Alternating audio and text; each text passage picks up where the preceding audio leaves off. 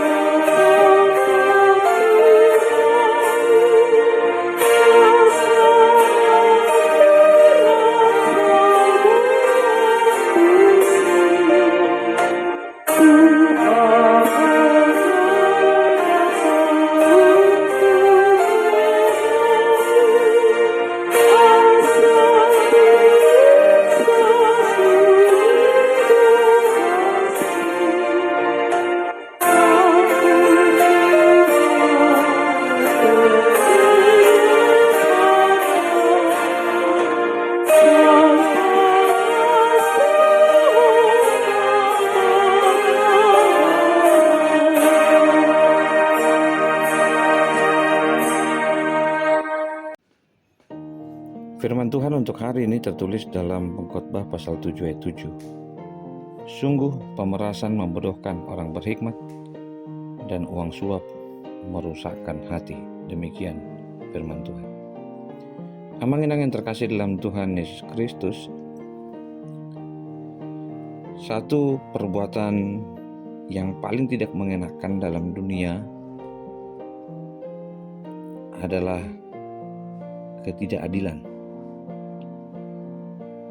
Ketidakadilan yang terjadi dalam pekerjaan, dalam keluarga, demikian juga dengan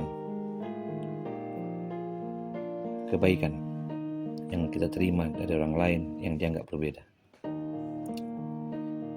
Namun ada hal yang paling merusak dalam hubungan manusia dengan yang lain yang disebut dengan dosa.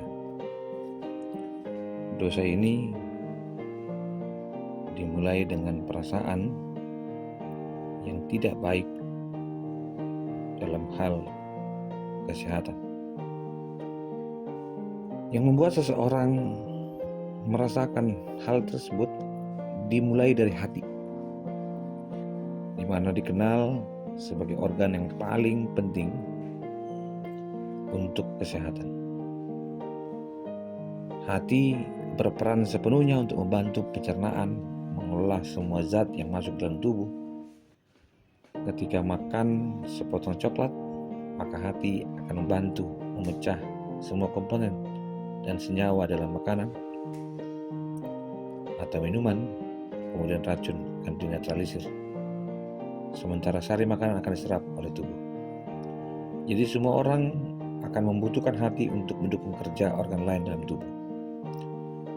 Hati adalah organ yang paling tangguh karena dapat terus bekerja meski sudah terluka.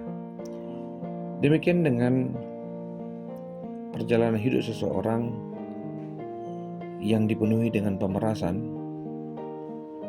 sama dengan melakukan kebodohan. Dan orang yang berhikmat yang melakukan itu, ternyata firman Tuhan berkata, itu adalah sebuah kebodohan. Biasanya pemerasan ditujukan dalam bentuk uang suap, dan uang suap ini merusak hati. Amangin yang terkasih dalam Tuhan Yesus Kristus, bukan hal yang baru dalam dunia berbicara pemerasan. Pemerasan merusak relasi kita dengan Allah. Ayat ini dengan jelas berkata bahwa ini terjadi begitu dosa dibuai, dalam hati kita pun rusak. Dosa akan mudah dibuai dengan hati yang rusak. Karena itu, jaga hatimu supaya cara kita melihat Allah memberikan kita kebaikan dan kebenaran. Jika hari ini menjadi sebuah perenungan bagi kita untuk melihat bahwa pengkhotbah memberi pernyataan tegas, yang amat tegas tentang pemerasan dan penyuapan, ini memiliki konotasi negatif dalam hikmat orang Kristen. Hikmat yang mampu menjaga hati yang terjaga, tentu iman yang terjaga. Jika hati itu ternodai dan mengubah gaya pikir seseorang dalam hal beriman hanya untuk mendapatkan yang baik saja dari Tuhan, saat itu kita belajar banyak bahwa gereja membutuhkan uang, tapi bukan menjadi tujuan bergereja. Jika itu dilakukan, itu sebuah tanggung jawab organisasi yang harus dilakukan untuk menunjukkan bahwa partisipasi setiap warga jemaat dan orang banyak dalam hal mengembangkan satu hal yang sedang dikerjakan adalah bentuk tanggung jawab dengan uang, bukan dengan penyuapan. Selamat beraktivitas, mari menjaga hati dan menjaga uang yang telah diberikan oleh Allah sebagai berkat untuk digunakan dengan cara yang baik. Selamat beraktivitas, Tuhan memberkati kita. Firman Tuhan di ayat 4 ayat 23, jagalah hati dengan segala kewaspadaannya, karena disitulah terpancar kehidupan. Terima kasih Tuhan untuk hari ini.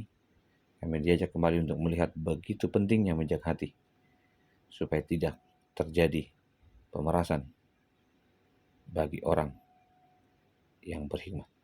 Terpujilah Kristus yang memberkati dan memberikan kami hikmat.